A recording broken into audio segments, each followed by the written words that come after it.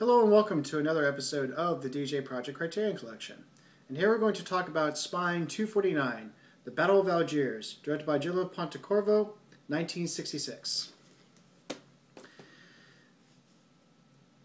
In a nutshell, this film is a political film done right, or at the very least, as close to right as one can. Now, what do I mean by this? The danger with films that are politically charged, it doesn't matter what it is, it can often come off as a soapbox piece where you end up really just preaching to the choir and alienating everybody else. You have clearly there's one side that's represented in a better light than the other.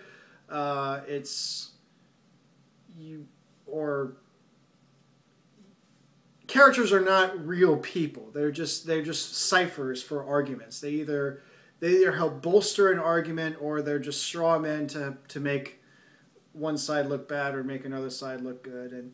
And that's always the danger with making a film that has a political subject. But to me, a political film that's done right is when it takes whether it's an issue or, in this case, a event, and just presents it in a way that anybody can take it. For if a film can generate a mixed reaction where you have one side praising it as a great influential piece, or you have another side that goes, this is absolute garbage, a travesty, and indecent to all things humane. If it generates that kind, then you know you have something, because it's a film that speaks to all sides. So anyway, so what makes this a political film done right? Well, I think for starters, the film itself, it's basically it's a docudrama is what it is, and it covers actually what it does, it covers something that has already happened. When the film was released, Algeria was independent, formerly a French colony, now independent, gained it in 1962. It had a fairly long war to get there.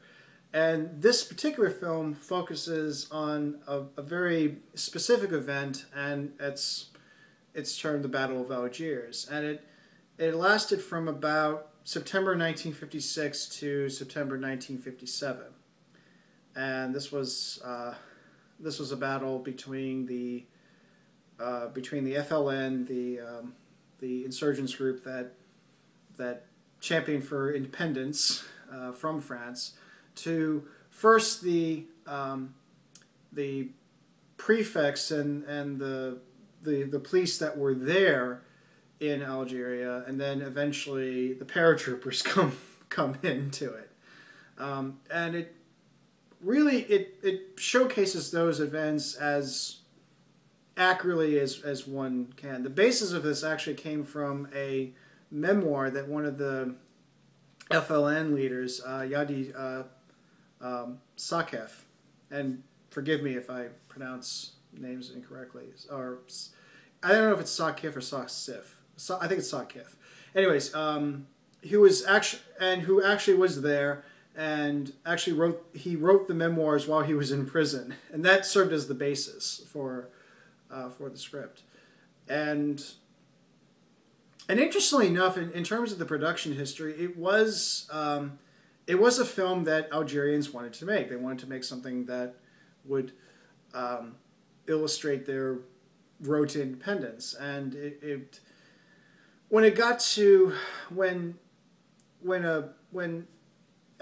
when Italian producers were interested in making it, while they themselves were very sympathetic to the cause, and they weren't against it, they wanted more or less a neutral tone, and it makes a lot of sense. You want something that would have a wide appeal. You don't want to cause a lot of unnecessary controversy. You don't want to start a fight, because really there's no need for it at this point. You're already independent. This has already happened.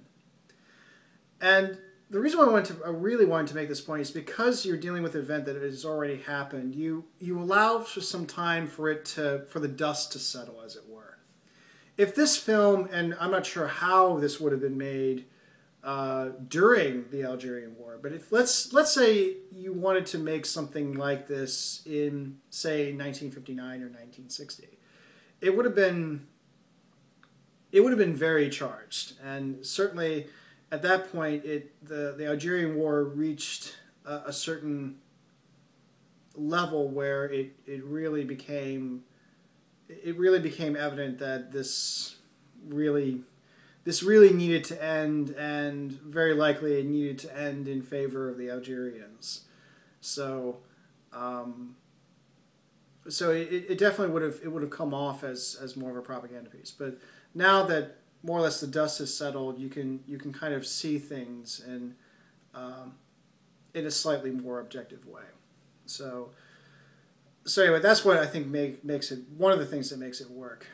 And the film and therefore the film itself doesn't really have an agenda. I mean, it's not like this is advocating for Algerian independence, because they already had it. It's all done, and there's no real purpose to it other than to show more or less what happened. And if there's any implications of agenda, it comes through in the characters, and there are battle lines that are drawn. It's clear what the French want. It's clear what the Algerians want, but it's not as black and white, as it may seem, and. It's because of that there is that element of complexity. I mean, it's not. You can always make it more complex. You can always make it, and this is why I say that it's close to done right as possible, because there's still going to be an element of bias. There's still going to be a little bit of you can perceive a leniency of one side over the other. It's not going to be perfect, but this is certainly, at the very least, this is about as close as you're going to get to something where it doesn't favor one side to the other, and it invites you to come to a conclusion, and you're able to do that because really you're just telling the story. You have these characters know who they are, they know where they stand, they know how they see things, and they operate accordingly. And then you as a viewer see it, and you can kind of go yay or nay. And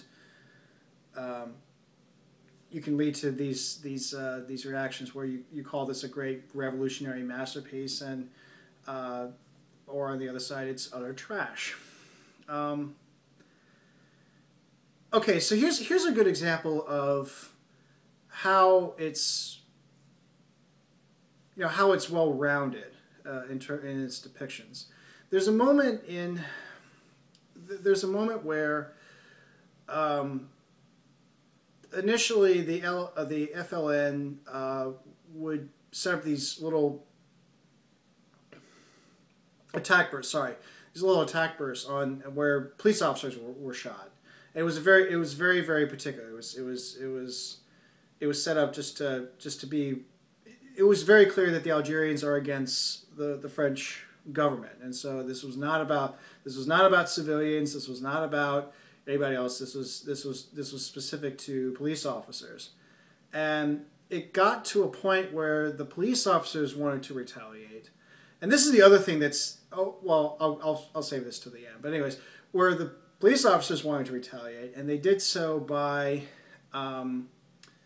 setting up a bomb in a section of the Casbah. Yes, that Casbah.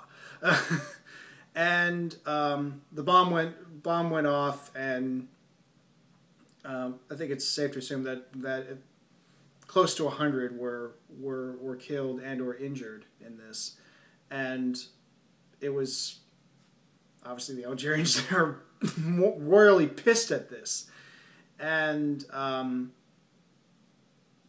they were this angry mob. You could have sworn that if somebody hadn't like holded them back, they would have just like swamped the European quarter, and then all hell would have really broken loose. But there was reassurance that, you know, the FLN you will be avenged. The FLN will make sure that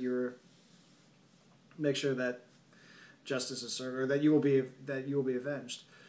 And they set up these bombings, these three simultaneous bombings. One in a cafe, another in a kind of dance hall, and then another in an airport. And it's just in retaliation for what was done there. And now, if this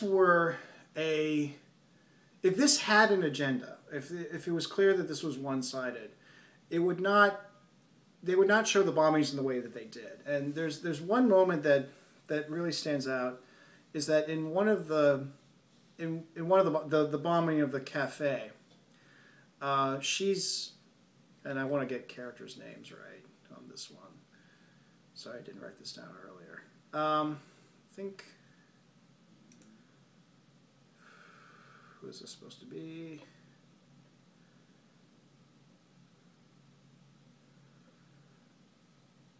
Okay, this is, I don't want to waste it. Anyways, the bomb is placed in the cafe, and there's a lot of time. There's a moment where she looks around and sees all the people in this cafe that are about to be, you know, they're about to be killed or maimed or injured because of this bomb going off.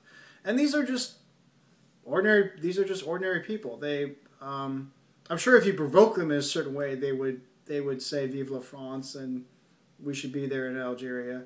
But really, they're not, you know, they're not foaming at the mouth with colonialism or anything of that sort. They're just sitting in the cafe enjoying themselves, and it's looking at the suffering. And the film makes it clear that everybody suffered. It wasn't just the Algerians, but the French also suffered, and it showcases this dangerous, vicious cycle that comes with political violence, and violence begets violence, and you kind of have to wonder if it really is the necessary means to achieve a political goal. I know, and yes, it has been argued, it has been purported that yes, it is a necessary means at times. Whether it's an insurrection or kicking out oppressive occupiers or independence or liberations. I mean, I know all of this. I have an interest in history and contemporary history and politics, and so yes, I've kind of more or less I'm aware that it's all out there, but and while there may be, I don't know if I'm totally sympathetic to all causes. I mean, this is, I don't want to make this a longer thing than it could be, but even if the cause is just, even if the end result is just, is it still worth it to use these violent means? And I think that's what the film showcases quite brilliantly. Is one thing leads to another. It's this volley, and sometimes it led to some worse things that were worse than before. Because due to these bombings, you now have the paratroopers showing up, and they were able to win the battle. They were able to stop that particular incarnation of the FLN. But the means they used were intense interrogation techniques, or on the level of torture, and you do see that as well. So, like, everybody's not, it doesn't look good in this. So it's, but again, the French are not made out to be monsters either. To them, they, and in fact, actually, there's a really good moment where Colonel Mathieu is holding a press conference, and in this particular press conference, there were a lot of questions that alluded to the fact that that torture is used, and in the end, he asked them, the question I asked to you is, should we still be in Algeria? Should France still be in Algeria? And if you say yes, you have to accept all the consequences. And he was right.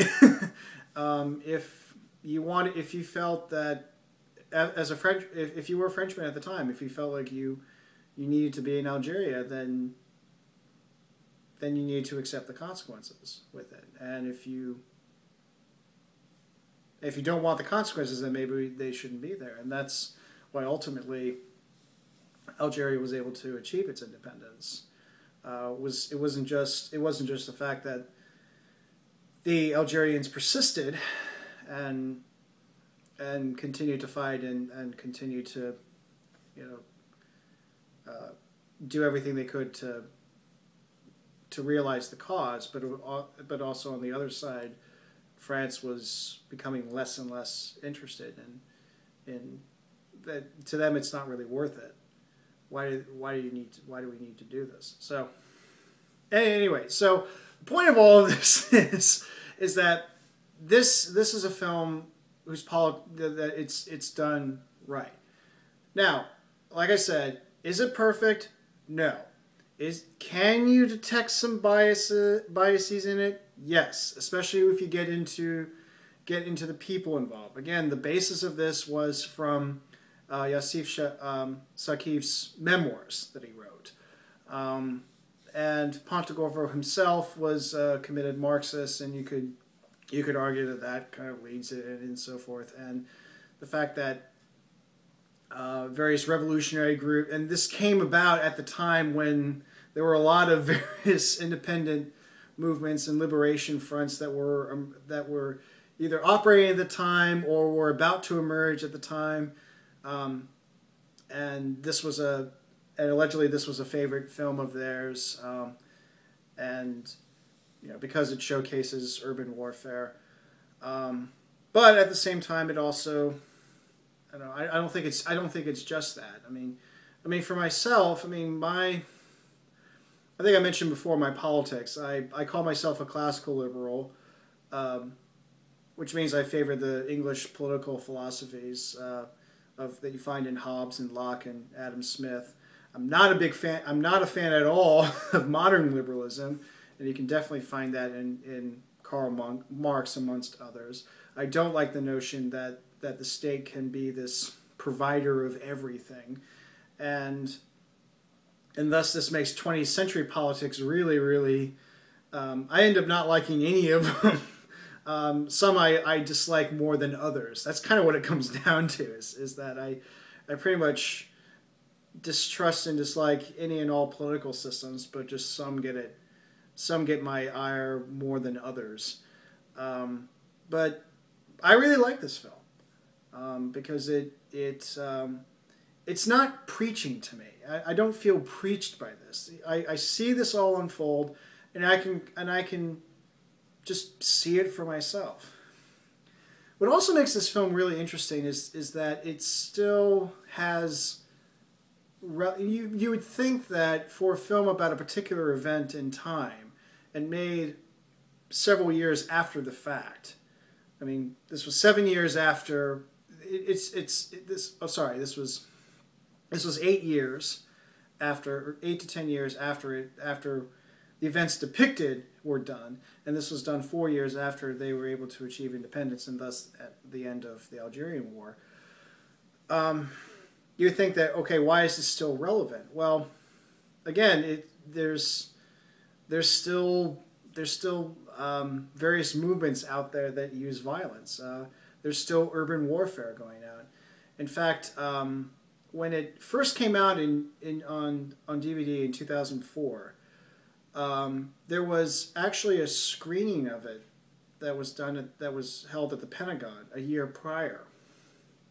And the point of it was to show how you can win the battle against terrorism, because we were in Iraq at the time. How you can win the battle against terrorism and lose the war on ideas. Now, hopefully that meant that, okay, how can we not avoid that trap, and as opposed to, okay, this is eventually what we're going to do, and this is how it's going to play out. In other words, this should be an object lesson, not something to emulate. The jury's still out as to as to what that is or not. But and certainly when it came out, and certainly if you were heavily critical of what was going on in Iraq, and especially if you held the conclusion that there was no reason at all to be there whatsoever, and the basis of it varies. But if you see this film as, wow, this is like seeing what's going on in Iraq. And then what makes it even more relevant is that when this came out on Blu-ray in 2011, this is in the middle of the Arab Spring.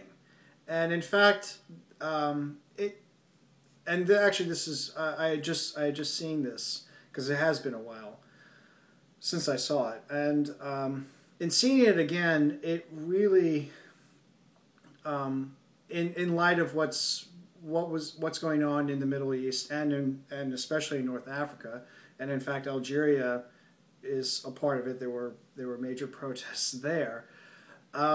It's still very, very relevant. In fact, there's a moment where okay, I guess I have to.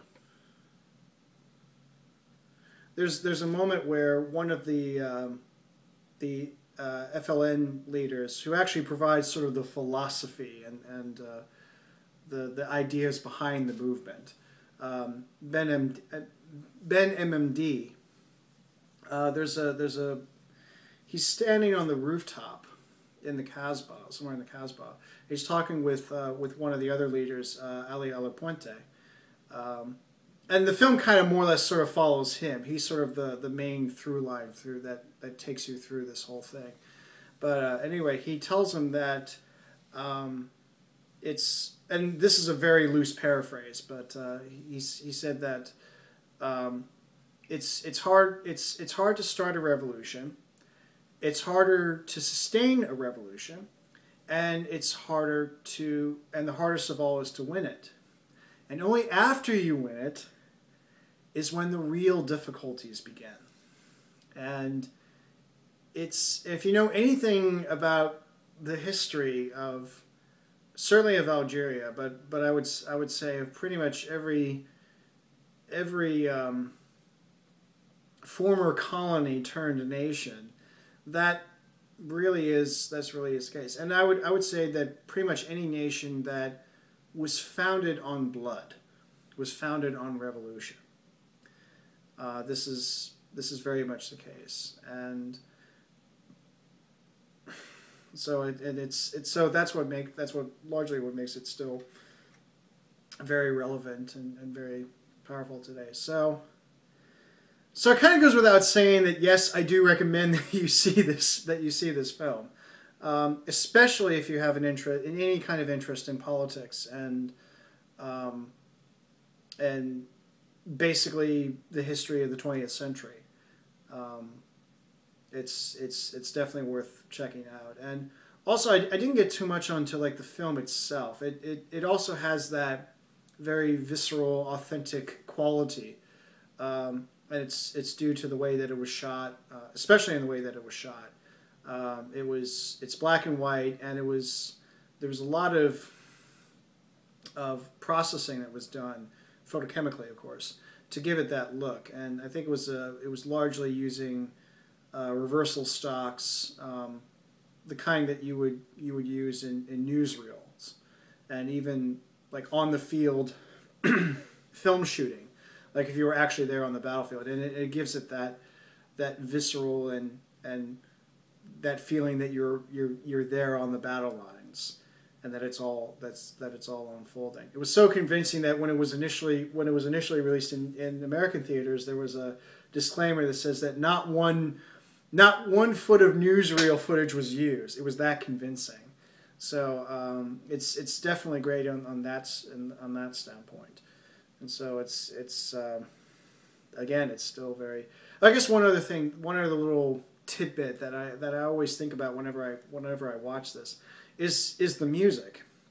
Not only Pontecorvo was involved with the music, but he also got Ennio Morricone involved. And this is because he's so well known for the spaghetti westerns they did with Sergio Leone, and particularly The Good, the Bad, and the Ugly, and Once Upon a Time in the West, you usually associate a certain sound with him. But this is one of those examples of Morricone doing other things. And whenever I hear the music for the Battle of Algiers, I always think of Shostakovich, and particularly his 11th Symphony, or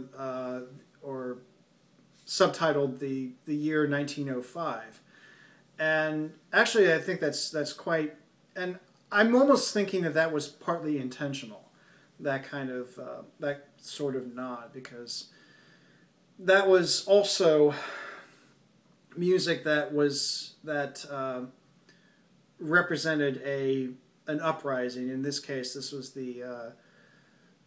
is what happened in January 1905, where a whole bunch of workers and peasants went to the Winter Palace in St. Petersburg and to address their grievances, and they ended up getting shot. It's really great music. It's one of those musics where you can almost see the film in your head unfold as you hear it. But at any rate, so I think that connection was, so that's how I. So whenever I watch that and listen to the music, I always think of Shostakovich because of that. So, anyways, but yeah, highly, highly recommended. This is a political film done right, and and I know, and I like pointing out other political films that are done right. So stay tuned. And in the meantime, that was the Battle of Algiers. And until next time, take care.